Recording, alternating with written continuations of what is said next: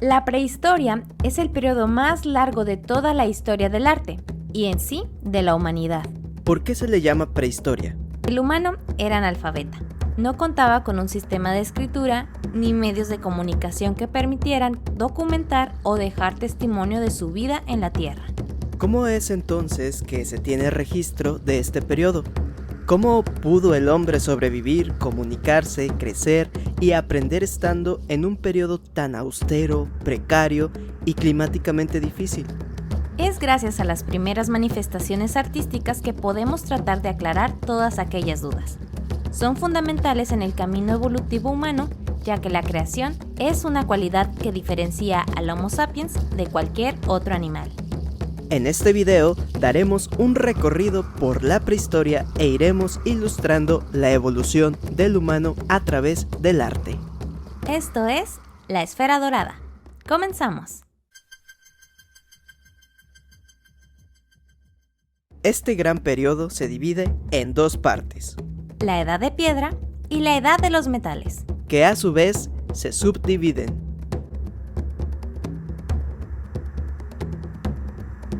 La vida del Homo sapiens sapiens en estos momentos no es nada sencilla.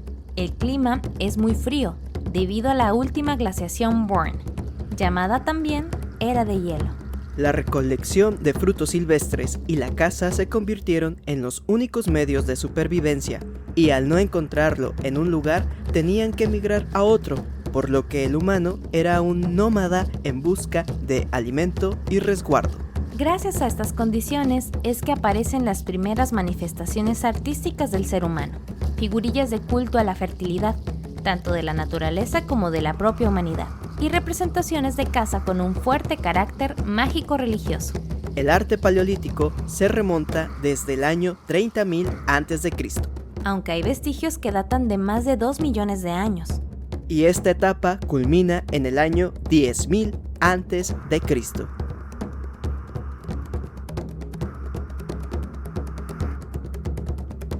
Estas fueron las primeras muestras pictóricas de la humanidad. Las representaciones más destacadas aparecen en las zonas más recónditas y profundas de las cuevas que servían de cobijo a los grupos humanos. Esto les ha permitido conservarse ya que han permanecido obstruidas, oscuras, con poco oxígeno hasta el momento de su descubrimiento, que fue entre el siglo XIX y el XX. Y que los materiales con los que fueron elaboradas las ayudaron a protegerse. Se utilizaban pigmentos naturales, como son algunos minerales, el manganeso, carbón u óxido de hierro. Eran mezclados con grasa animal, tuétano, resinas vegetales y algunos aseguran que se utilizaban fluidos y desechos humanos. Su recubrimiento de grasa animal le permitió crear una película de protección. Al conjunto de manifestaciones pictóricas de esta época se la suele agrupar en la denominada Escuela Franco-Cantábrica, debido a la ubicación geográfica de las dos más grandes cuevas descubiertas con arte varietal paleolítico. La cueva de Altamira, en España, descubierta por el paleontólogo Marcelino Sanz en 1879, y su hija María, de 8 años, quien contempló antes que nadie los famosos bisontes de Altamira. Actualmente la visita a esta cueva está restringida, debido al deterioro de las pinturas. Cada semana son 5 personas las agraciadas para visitarla durante 37 minutos. Y la cueva de la Cos, en Francia, descubierta por 4 adolescentes en 1940, en una mera casualidad. Mientras paseaban por el bosque cercano a la cueva, el perro que llevaban se escapó, y al buscarlo, uno de ellos se percató de la existencia de la cueva y sus pinturas. No fue hasta después de la Segunda Guerra Mundial que se comenzó a trabajar en ella para permitir visitas, pero en 1955 se percataron de que la cueva estaba deteriorándose. El exceso de gas carbónico, producto de la respiración de la gran cantidad de visitantes, logró dañar las pinturas, por lo que hasta el momento no es posible visitar la cueva original. En las pinturas rupestres de la Escuela Franco-Cantábrica podemos encontrar ciertas características. Los protagonistas de las representaciones son animales, grandes mamíferos como bisontes, caballos, ciervos, mamuts, entre otros, retratados de una manera naturalista. mostrando gran interés por representarlos de la forma más fidedigna posible. Están relacionados directamente con la casa, lo que les otorga un sentido mágico, ya que se tenía la creencia de que aquello que se pintaba se manifestaría en la vida real. La figura humana también aparece, aunque en un porcentaje muy inferior al de los animales, y tratada de una manera diferente, mucho menos naturalista, más esquemática e incluso simbólica. Estas manifestaciones no llegan a formar escenas concretas, son más bien representaciones yuxtapuestas, es decir, que las figuras eran puestas una junto a otra, incluso en diferentes tiempos, lo que le da un sentido no compositivo. Se caracterizan por el intento de dotar de dinamismo, movimiento y vida a sus representaciones. Recurrían al uso de la policromía y de artificios como aprovechar la forma de la superficie de la cueva, sus salientes u oquedades, para dotar de profundidad, relieve o hueco al elemento representado. Y por último, sus representaciones se manejaban de perfil la mayoría de las veces, lo que evidencia una falta de dominio técnico, lógico para momentos tan tempranos de la historia de la creatividad humana, y la preferencia por la linealidad en las figuras. Aún y con lo anterior, estas pinturas son consideradas igual de valiosas que un Da Vinci, un Miguel Ángel o un Picasso. Tanto así que la cueva de Altamira la conocen como la Capilla Sixtina del arte rupestre. Otra forma con la que el humano comenzó a manifestarse artísticamente fue con las llamadas Venus, las cuales son pequeñas esculturas antropomórficas de entre 5 y 20 centímetros de altura. Sus rasgos son femeninos: pechos, caderas, glúteos y vientre claramente resaltados y representados de una manera exagerada, mientras que otras partes como el rostro, manos, pies y cabeza parecen apenas esbozadas. La razón se le atribuye a que eran interpretadas como ídolos de fertilidad o como representaciones de la Gran Madre, siempre relacionadas con cultos y rituales de fertilidad. Eran realizadas en marfil, piedra o arcilla mezclada con hueso pulverizado y endurecido al fuego. La más famosa de ellas es la Venus de Willendorf, con una antigüedad de entre 25 a 30.000 años, y que el día de hoy se encuentra exhibida en el Museo de Historia Natural de Viena.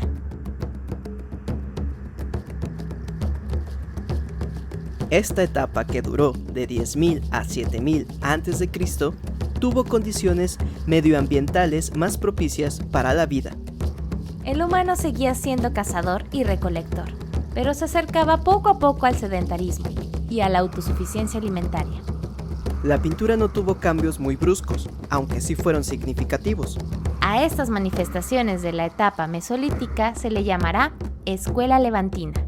En ella se puede observar al humano como protagonista o figura dominante, con una actitud más activa ante la vida y la naturaleza. Las representaciones pierden el naturalismo anterior ganado y rara vez se superponen las imágenes, generando así escenas concretas de la vida cotidiana. Eran retratadas en las entradas o abrigos exteriores de las cuevas. Ahora eran creadas para ser vistas, abandonando la idea de su contextualización de santuario recóndito del Paleolítico. La monocromía predomina con rojos, negros y a veces blancos. Entre el 7000 y 4000 a.C. se desarrolla en Occidente y Oriente Próximo la etapa neolítica, que significa piedra nueva. Sus rasgos principales son la aparición de la agricultura y la ganadería, la sedentarización, la división del trabajo y la jerarquización social, lo que permitió al humano la creación de espacios para el culto, y nace el arte megalítico. Los monumentos megalíticos son construcciones realizadas con grandes piedras con una función eminentemente funeraria, de enterramiento, de recuerdo y de culto a los muertos. Son lo más próximo a la arquitectura. Su tipología puede reducirse a las siguientes formas. Menhir, que significa piedra larga, Es un megalito de gran tamaño y muchas veces alargado, hincado en el suelo. Dolmen, que significa mesa grande de piedra. Tal como dice su nombre, esta es una piedra horizontal que se apoya entre dos megalitos anclados al suelo. Y el cromlech, que significa corona de piedra. Es una conformación circular de piedras, ya sea menhires y dolmen. El ejemplo más famoso es Stonehenge, ubicado en Inglaterra. Es el monumento megalítico más famoso y por tal motivo el más visitado por los turistas de todo el mundo. La humanidad ya estaba estableciéndose en pequeños poblados. Se comenzaban a realizar armas para la caza y protección de enemigos. Y es ahí cuando se empiezan a perfeccionar. Ya no estaban hechas de piedras, sino de metales. Esta era se divide en tres: cobre, bronce y hierro. Fueron designadas con dicho nombre por ser el metal utilizado en cada una de estas etapas. Cobre, metal blando que sirvió para la construcción de adornos utilizados para rituales fúnebres y para la creación de armas para caza y defensa personal. Esta es la primera técnica metalúrgica de la humanidad. El descubrimiento y tratado del cobre permitió la creación del segundo metal. Bronce. Está hecho de la mezcla entre cobre y estaño. Es un metal mucho más resistente que su predecesor y más duro. Con él se mejoraron las puntas de las flechas, haciéndolas más filosas. En esta etapa llega la aparición de la ruta de los metales, un camino que se abría para comenzar la explotación de territorios en busca de metales. Se exploró en específico la zona del mar Egeo, dando inicio a la navegación primitiva. Y por último, hierro, un metal mucho más duro y resistente. El uso de este material para las armas ayudó a que éstas no se doblaran, perfeccionando la fabricación de ellas. En esta etapa se construían herramientas, cerámica, tejido, entre otras cosas que permitieron al humano a comercializar con ellas, en un intercambio de bienes. Por ende, aunque de una manera primitiva, nace el comercio. El asentamiento de los pueblos y el uso de las armas hicieron posible que el humano se apropiara de tierras, comenzando a invadir otras zonas y así expandir su territorio. Tal vez sin darse cuenta, la humanidad había cambiado para siempre. Como vimos, aunque no eran creadas con fines artísticos, las manifestaciones que se conservaron de este periodo nos han ayudado a crear un camino de cómo el hombre logró sobrevivir ante ambientes tan hostiles, cómo es que se comunicaban y le encontraban un sentido a la vida y a la muerte, a la naturaleza y a sus instintos que poco a poco comenzaron a ser raciocinios. El arte nos ayuda a comprender al otro, a conocer un lenguaje sin palabras, incluso cuando ya de su creación ha pasado mucho tiempo. La invención de la escritura marca el fin de la prehistoria, ya que el hombre pudo contar y escribir con sus propias palabras la historia. Esperamos que este video haya sido de tu agrado. No olvides regalarnos un like y compartirlo con tus amigos. ¿Fue de utilidad este video? Coméntanos tus ideas e impresiones en la caja de comentarios. Síguenos en todas nuestras redes sociales como La Esfera Dorada. Mi nombre es Daniel Gutiérrez. Y yo soy Jennifer Peña. Hasta pronto.